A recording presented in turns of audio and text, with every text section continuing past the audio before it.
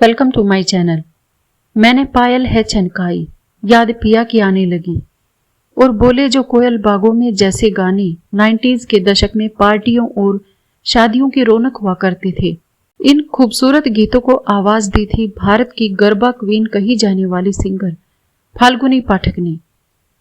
Falguni music industry की वो singer है जिनके गानों के बिना डांडिया नाइट्स अधूरी मानी जाती हैं। वैसे तो आप इनके बारे में सब कुछ जानते होंगे, लेकिन आज हम आपको फाल्गुनी पाठक के जीवन से जुड़ी वो जानकारी देने वाले हैं जिसके बारे में आप शायद ही जानते होंगे। जैसे कि कब और क्यों फाल्गुनी पाठक को गाना गाने के लिए उनके पिता से हरी झंडी मिली, और आखिर क्यों आज तक फाल्गुनी पाठक सिर्फ शर्ट और पैंट ही पहनती है, बॉय के लुक में नजर आती हैं, और कैसे फाल्गुनी पाठक ने इस इंडस्ट्री में रहते हुए बिना किसी कंट्रोवर्सी और बिना किसी झगड़े के अपनी एक अलग पहचान बनाई। तो आइए जानते हैं गरबा क्वीन फाल्गुनी पाठक के बारे में। अपने सुरीली आवाज से सभी फैन का मन मोह लेने वाली गरबा क्वीन फाल्गुनी पाठक का जन्म 12 मार्च साल 1969 को मुंबई में हुआ था। इनका परिवार गुजरात में रहता था और फाल्गुनी पाठक के जन्म से पहले ही उनके पेरेंट्स को 4 बेटियां हो गई थी, और जब फाल्गुनी पाठक होने वाली थी तो उनके परिवार वालों को ये उम्मीद थी कि इस बार बेटा ही होगा, लेकिन जन्म हुआ फाल्गुनी पाठक का।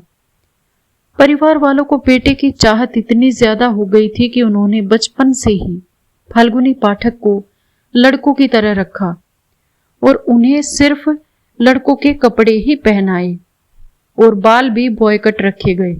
यहां तक कि उनकी चारों बहनें भी उन्हें भाई की तरह रखती थी और उन्हें अपना भाई मानती थी। जहां तक गाने की बात है तो आपको बता दें कि फाल्गुनी पाठक के परिवार में गाने का किसी को शौक नहीं था, लेकिन फाल्गुनी को गाने सुनने का बड़ा शौक था। वो रेडियो में गाने सुनकर गाने गुनगुनाया करती थी। फाल्गुनी पाठक ने अपनी जिंदगी का पहला गाना महज 10 साल की उम्र में रिकॉर्ड किया था, और ये गाना इन्होंने अलका याग्निक के साथ गाया था। इतना ही नहीं, उन्होंने 9 साल की उम्र में पहली बार स्टेज में परफॉर्म भी किया था, जिसके बाद उन्हें अपने पापा से डांट भी पड़ी थी। लेकिन तब तक फाल्गुनी पाठक की मां समझ गई थी कि फाल्गुनी को गाने का बेहद शौक है, क्योंकि उनकी फैमिली नहीं चाहती थी कि वो ज्यादा मॉडर्न गाने गाए। इसलिए उनकी मां ने उन्हें डांडिया और गरबा वाले सॉन्ग सीखने की सलाह दी, और यहीं से शुरू हुआ फाल्गुनी पाठक का singing career. Initially Falguni Pathak coarse का हिस्सा थी, यानी कि मेल सिंगर के पीछे जो राग में राग मिलाते हैं वो सिंगर का काम किया करती थी। फिर फाइनली 90 का वो दौर आया जब प्राइवेट एल्बम आने लगे, और फिर फाल्गुनी पाठक लाई अपना एल्बम चूड़ी जो खनकी हाथों में। गाना तो शानदार था, साथ ही लोगों को खूब कहानी भी इसकी पसंद आई। ये कहानी थी उन 4 बहनों की जिन्हें कहीं से 4 डांडियों के पास मिल जाते हैं, और डांडिया जाने के लिए वे बहुत सारी तैयारी करती हैं, और वहां उन्हें एक खूबसूरत सा लड़का नजर आता है। कुछ इस तरह की कहानी इस गाने में दिखाई थी। गाना सुपरहिट रहा और गाने की कहानी को लोगों ने खूब पसंद किया। जहां फाल्गुनी पाठक ने इस गाने में अपनी सुरीली आवाज दी थी, तो वहीं रिया सेन ने इस गाने में लीड एक्ट्रेस के तौर पर नजर आई थी। इस गाने से सभी अटैच्ड हो गए थे, क्योंकि अक्सर ऐसा ही होता है कि डांडिया में जाने से पहले हम पासेस अरेंज करवाते हैं और खूब सारी तैयारी करते हैं। शायद यही वजह रही कि ये गाना लोगों के बीच किया गया, और इस गाने के बाद से ही फाल्गुनी पाठक एक बड़ा नाम बन गई थी, जिसके बाद फाल्गुनी कई हिट एल्बम्स और लाई, और कई हिट सॉन्ग्स भी उन्होंने गाए, जैसे मैंने पायल है छनकाई, मेरी चूनर उड़ जाए और ओ पिया। इन सभी गानों से फाल्गुनी पाठक ने लोगों को झूमने पर मजबूर कर दिया। आपको बताते हैं कि फाल्गुनी पाठक के गानों की खासियत होती है। हम देखते हैं कि इन दिनों म्यूजिक इंडस्ट्री में कैसे भी गाने बनते जा रहे हैं, जिनमें ना म्यूजिक अच्छा है और ना ही उसे गाने की कोई कहानी होती है। लेकिन फाल्गुनी पाठक के गानों में एक सपना होता है, एक इमेजिनेशन होती है। उसके अलावा उनके गानों के कई ऐसे शब्द होते हैं जो एक लड़की की सुंदरता को दर्शाते हैं, फिर चाहे पायल हो, चूड़ी हो या फिर चुनरी हो। धीरे धीरे फाल्गुनी पाठक की रेपुटेशन ऐसी हो गई थी कि उनके गाने या तो डांडिया में बजाते या फिर संगीत में या फिर स्कूल और कॉलेज के फंक्शन में परफॉर्म किए जाते। यानी कि उनके गानों में कोई अपशब्द नहीं होता था। वो कोई भी ऐसे वल्गर शब्द यूज नहीं करती थी जिससे कि किसी को आपत्ति हो। उनके गानों में क्लैरिटी होती थी। फाल्गुनी पाठक को फिल्म इंडस्ट्री से गाने के तो बहुत से ऑफर आए, लेकिन वो अश्लील गाने या अश्लील शब्दों वाले गाने नहीं चाहती थी। इसीलिए वो इस तरह के गाने रिजेक्ट करती चली गई। और यही वजह है कि जब हम देखते हैं कि फिल्म इंडस्ट्री में उन्होंने कितने गाने गाए हैं तो उनकी लिस्ट बहुत छोटी दिखाई देती है। लेकिन ऐसे गानों से दूर रहने का फायदा फाल्गुनी पाठक को आज की पूरी दुनिया में उन्हें गरबा क्वीन के नाम से जानती है।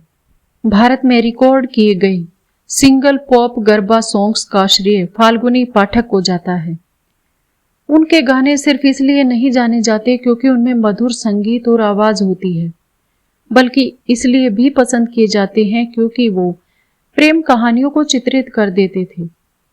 फाल्गुनी बहुमुखी प्रतिभा की धनी है और इसका अंदाजा हम ऐसे ही लगा सकते हैं कि वह गानों के अलावा कई टीवी शोज में भी नजर आ चुकी हैं, जैसे तारक मेहता का उल्टा चश्मा, कौन बनेगा करोड़पति, स्टार इंडिया, धूम, कॉमेडी नाइट्स विद कपिल और प्राइम टाइम शो बा बहू और बेटी, और ऐसे ही बहुत सारे शोज हैं। फाल्गुनी को अपने दौर में इंडियन मैडोना भी कहा जाता है क्योंकि देश में ही नहीं बल्कि विदेश में भी उन्होंने कई कॉन्सर्ट किए और उनका एक बैंड हुआ करता था। उन्होंने कई परफॉर्मेंस दी जिसके साथ, और एक प्लेबैक सिंगर की एक साल में जितना कमाता है उतना तो फाल्गुनी पाठक नवरात्रि के 9 दिनों में ही कमा लेती है। नवरात्रि के 9 दिनों में फाल्गुनी पाठक की बुकिंग करने वालों की लाइन लगी रहती है। हालांकि ये बात अलग है कि फाल्गुनी को नवरात्रि के दौरान बुक करना इतना आसान नहीं होता। फाल्गुनी पाठक एक शो के लिए 22 लाख रुपए फीस लेती है और ऐसे में इन 9 दिनों में फाल्गुनी पाठक की कमाई 9 करोड़ के पार जाती है। फाल्गुनी पाठक के नेटवर्क की बात करें तो एक मीडिया रिपोर्ट के मुताबिक फाल्गुनी पाठक 113 करोड़ की मालकिन है। फाल्गुनी ने जितने भी गाने गाए हैं उन गानों में लड़कियों की सुंदरता साथ चलती है, जिसमें लड़कियां लहंगा चोली पहने हुए डांडिया खेलती नजर आती हैं। लेकिन फाल्गुनी पाठक आज भी पैंट और शर्ट में नजर आती हैं। आपको जानकर बेहद हैरानी होगी कि फाल्गुनी ने आज तक नेल पॉलिश भी नहीं लगाई है और ना ही रियल लाइफ में उन्हें किसी मेकअप प्रोडक्ट की खास जानकारी है। अपनी गायकी से लोगों के दिलों में उतरने वाली फाल्गुनी पाठक नवरात्रि के समय में खूब खबरों में छाई रहती है। बाकी समय वो शोज नहीं करती, उस दौरान वो लाइमलाइट से दूर रहती हैं। फाल्गुनी पाठक ने अब तक शादी नहीं की है, वो अभी भी सिंगल हैं और वैसे तो फाल्गुनी पाठक की जगह कोई नहीं ले सकता, लेकिन कई लोग ऐसे हैं जिन्होंने फाल्गुनी पाठक की तरह बनने की कोशिश की है।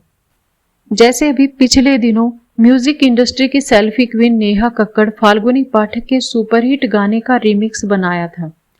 फाल्गुनी कुछ बोलती उससे पहले ही यूजर्स ने नेहा कक्कड़ को बता दिया कि वो फाल्गुनी पाठक नहीं है और ना ही उनकी तरह कभी बन सकती हैं और ना ही क्लासिकल गाने को बिगाड़ने का उन्हें कोई हक है। फाल्गुनी पाठक ने इस मामले में सिर्फ इतना ही कहा कि नेहा कक्कड़ की ट्रोलिंग को लेकर जितने भी स्क्रीनशॉट थे वो उन्होंने भी शेयर किए।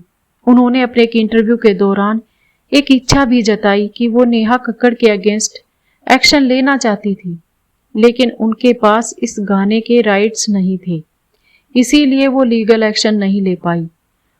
तो ये थी कहानी गरबा क्वीन की, जिसने अपने गानों से हर किसी को थिरकने पर मजबूर कर दिया। फाल्गुनी पाठक का कौन सा गाना आपको सबसे अच्छा लगता है, ये हमें कमेंट में ज़रूर बताएं। आज की वीडियो में इतना ही, मिलते हैं अगली वीडियो में एक नए विषय के साथ। तब तक के लिए खुश रहें।